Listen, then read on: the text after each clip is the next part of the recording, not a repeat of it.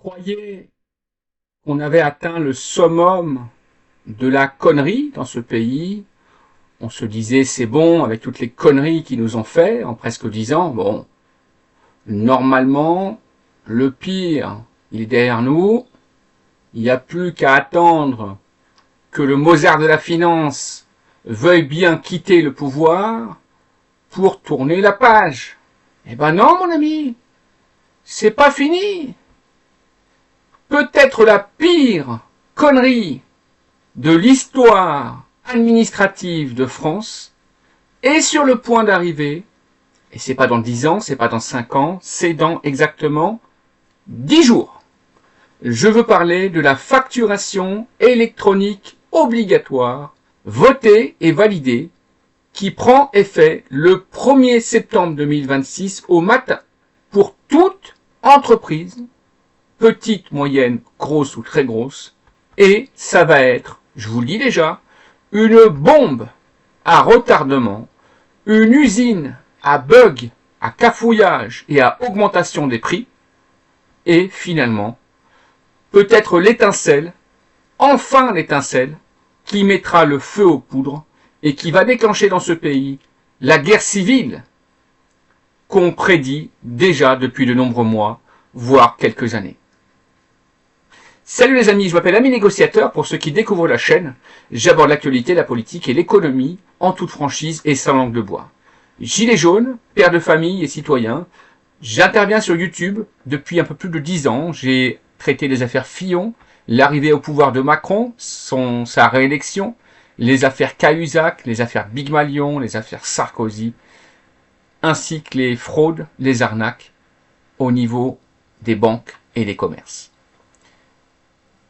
Mettez un pouce en l'air et un commentaire pour le référencement et restez jusqu'à la fin de la vidéo s'il vous plaît. C'est d'une part important pour le référencement de cette vidéo et pour la chaîne, mais c'est également surtout en fin de vidéo qu'en général je lâche une dernière petite bombe, une dernière petite nouvelle qui fracasse nos chers élus. Alors aujourd'hui on parle de la facturation électronique obligatoire qui, et en tout cas les chefs d'entreprise le savent très bien, a été validé par nos chers députés de l'opposition, notamment, tu sais, ceux qui disaient, non mais, de toute façon, Macron, il fait que des bêtises, on votera plus jamais ces lois, ni le cornu. Bon, bah, apparemment, ils ont juste oublié d'appuyer sur le bon bouton et ils ont validé cette loi qui va plonger toutes les entreprises françaises dans des méandres administratives et bureaucratiques obligatoires, avec parfois des sous-traitances obligées avec des intervenants qui sont basés à Hong Kong, dans les îles Caïmans, au Sri Lanka, en Roumanie, que sais-je encore, et bien évidemment qui va plonger les Français, clients, consommateurs ou chefs d'entreprise, dans une guerre civile qui a déjà commencé. Pourquoi je vous dis ça? Parce que, sous prétexte d'avoir voulu moderniser l'économie, alors parlons-en de la modernisation de l'économie, quand on voit aujourd'hui de nos yeux on le voit, que même la direction générale des finances publiques, le centre des impôts, se fait violer, se fait percer par un hacker débutant de 21 ans, c'est même pas un crack le mec, c'est un hacker moyen, avec tout le respect que je lui dois bien sûr. C'est un hacker moyen. Ils se font percer le cul du matin au soir, ainsi que le site de l'éducation nationale, celui de la préfecture, Amélie, Blocktel, j'en passe et des meilleurs. Ben non, tu comprends? Il faut passer à la facturation électronique obligatoire pour tous. Alors, qu'est-ce que c'est que la facturation électronique obligatoire? Parce que tu es peut-être un particulier et tu te dis, après tout, moi je m'en fous, je suis pas un patron, je suis pas concerné. Grave erreur, mon ami, attention! Grave erreur, on est tous concernés! Parce que la facturation électronique obligatoire, c'est justement la numérisation et l'envoi à des tiers, soi-disant de confiance, qui en vérité sont basés en Roumanie, en Pologne, en Tchécoslovaquie, dans les îles Caïmans, au Qatar et que sais-je, de toutes nos données personnelles à nous en tant que clients, que consommateurs, qu'utilisateurs. Ça veut dire que demain, tu vas faire appel à un plombier, il va facturer électroniquement le détail et l'adresse du client, nom, prénom, adresse, lieu d'intervention, superficie du logement, matériaux utilisés, adresse du magasin dans lequel il a acheté les matériaux, cadastre, code de paiement, moyen de paiement, RIB, IBAN, numéro de chèque, numéro de carte bleue. Tout ça, ça devient obligatoire dans le détail pour chaque intervention, même pour venir serrer un boulon et prendre 20 balles. Tu comprends ce que ça veut dire? Quand demain tu vas aller chez Leroy Merlin pour acheter 3 tuyaux et un bout d'arrosoir, Leroy Merlin va te facturer en détail et va envoyer ça à un tiers, numérisation obligatoire. Quand demain tu vas faire appel à un jardinier qui va venir te couper les broussailles, il va déclarer l'heure, l'adresse, le nom, le prénom, le mode de paiement, l'IBAN, combien il t'a pris, combien tu lui as donné. Ça va devenir obligatoire et personne ne pourra y échapper. Les fournisseurs, comme les clients, comme les prestataires, comme les chefs d'entreprise. Alors, le but caché, qu'on a tous cramé depuis longtemps, c'est quoi? Bien évidemment qu'ils veulent lutter contre les derniers petits commerçants ou chefs d'entreprise qui feraient parfois du travail dissimulé. Parce que c'est ça la vérité. Et c'est uniquement ça. Et donc ils se sont dit, on va rendre obligatoire la numérisation et la facturation électronique pour tout le monde. Comme ça, ils vont être bloqués. Alors c'est vrai, ça par contre c'est vrai. Tout le monde va être comme des cons là, on ne pourra plus utiliser l'espèce. C'est de toute façon la fin de l'espèce, la fin des espèces. Ils te disent depuis longtemps, vous inquiétez pas, on ne va pas interdire l'espèce en France, mais enfin, ils sont en train de supprimer les distributeurs automatiques, ils sont en train de fermer les agences bancaires, ils sont en train de rendre obligatoire la facturation électronique pour les entreprises, et demain l'euro numérique arrive, 1er novembre. Donc qu'est-ce que ça veut dire? Ça veut dire que l'espèce va disparaître, tout simplement. Bah oui, parce que tu comprends, ils veulent tout fliquer, ils veulent tout savoir. Et comme ça, ils veulent bien nous rendre dociles comme des petits chiens, comme des petits caniches. Et si t'es pas sage, demain, avec la facturation électronique plus l'euro numérique couplé, ils vont te fermer les robinets. Tu vois, ils vont te appuyer sur un bouton rouge, ils vont te créer de la liste. Mais là où c'est grave, c'est que ça, c'est une machine à bug. C'est une machine à cafouillage. Et qu'à mon avis, ça va être la plus grosse crise administrative que la France ait jamais connue. Alors, qu'est-ce que dit l'article? Parce que c'est un article que j'ai trouvé intéressant. Quel recours face à toute cette nouvelle folie de Bercy?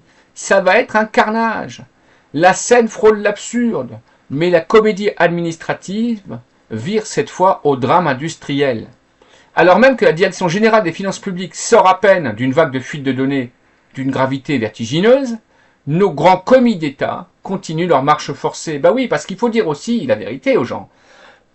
Les lois dans ce pays et dans cette Union européenne sont faites par des personnes qui ne sortent jamais leur chéquier pour faire réparer leur chauffage ou leur plomberie, qui ne font jamais le plein à la station-service, qui ne vont jamais acheter leur baguette de pain ou qui ne font jamais leur course chez Lidl. Donc ces gens-là, en fait, ne sont pas concernés, ni eux ni leur famille, par les réformes qu'ils pondent. Ils ne seront jamais concernés parce qu'avec toute leur retraite et leurs prestations à vie et leurs privilèges et avantages, de toute façon, même quand ils sont plus en poste, ils ont des chauffeurs, des gardes du corps, des voitures de fonction et des majordomes qui font leurs petites courses et leurs petites affaires. Donc ces gens-là ne sont pas concernés par les réformes qu'ils nous imposent à nous, le peuple, et ne seront jamais concernés, ni leur famille ni leurs proches. Imperturbables et sourds aux alarmes du terrain, ils exigent, ces élus, ces irresponsables politiques, désormais que chaque PME, chaque artisan et chaque entreprise de ce pays, je précise que pour les auto-entrepreneurs, il y a une tolérance de 12 mois. C'est donc applicable de manière obligatoire au 1er septembre 2027 uniquement. Chaque artisan, chaque entreprise de ce pays déverse l'intégralité de sa comptabilité dans les entrailles numériques de Bercy, et pas seulement Bercy, je t'ai précisé que c'était aussi et obligatoirement à des tiers de confiance qui ne sont pas forcément sur le territoire français. Tout cela est emballé sous le jargon vertueux de la modernité et de la facturation électronique obligatoire. Alors, ils vont encore te dire que c'est pour protéger les enfants et que c'est pour l'écologie. Bah oui, sinon c'est ça, tu sais. Ils sont capables de te dire ça. Hein. Ah oui, non. Quand tu les écoutes, de toute façon, à chaque fois qu'ils te pondent des taxes ou des normes ou des nouvelles lois, c'est ou pour protéger les enfants ou pour l'écologie. Oui, c'est ça. Protéger les enfants et l'écologie, voilà deux raisons, de grandes raisons, que certains gouvernements ont inventé pour mieux niquer les gens. Parce que c'est ça la vérité. Hein. Tout cela est emballé dans le jargon vertueux de la modernité et de la facturation électronique obligatoire. Interrogé sur l'aberration qui consiste à livrer le cœur stratégique de notre économie, et je parle même pas des piratages et des pillages de données sensibles, voire secrètes, des entreprises qui vont être faits à travers cette facturation électronique. Parce que c'est ça également qui va arriver. C'est que les secrets d'entreprise vont être piratés et siphonnés via ces facturations électroniques. Mais ça, on va en parler dans quelques jours. T'inquiète pas que ça va péter.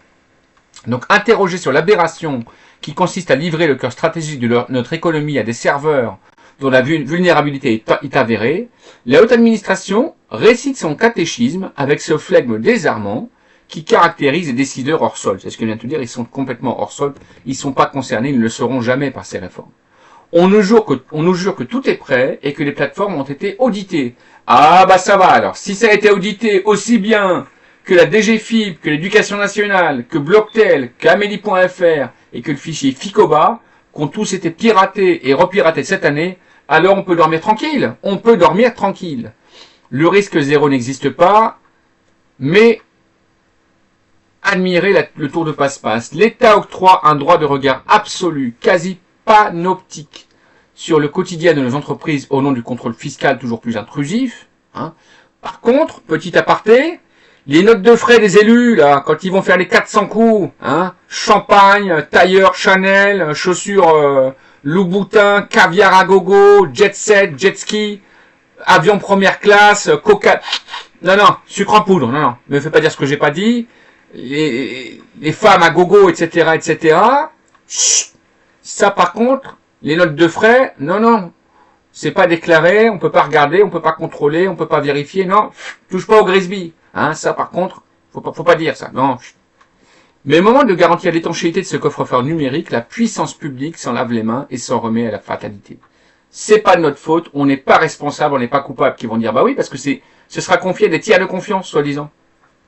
On contraint, on surveille, on infantilise, mais on décline par avance toute responsabilité face au naufrage annoncé. Annoncé le naufrage, annoncé. Parce que l'État a déjà déclaré que de toute façon, comme ces informations seront données et confiées à des tiers de confiance, les seules personnes contre lesquelles les entreprises françaises pourront se retourner en cas de piratage, de siphonnage ou de viol de leurs données, ce sera vers ces tiers de confiance, donc qui ne concernent pas l'État. C'est facile, on vote des lois, on force les gens, mais quand il y a un problème, c'est pas nous. Ah oui, c'est pas mal ce pays, c'est pas mal.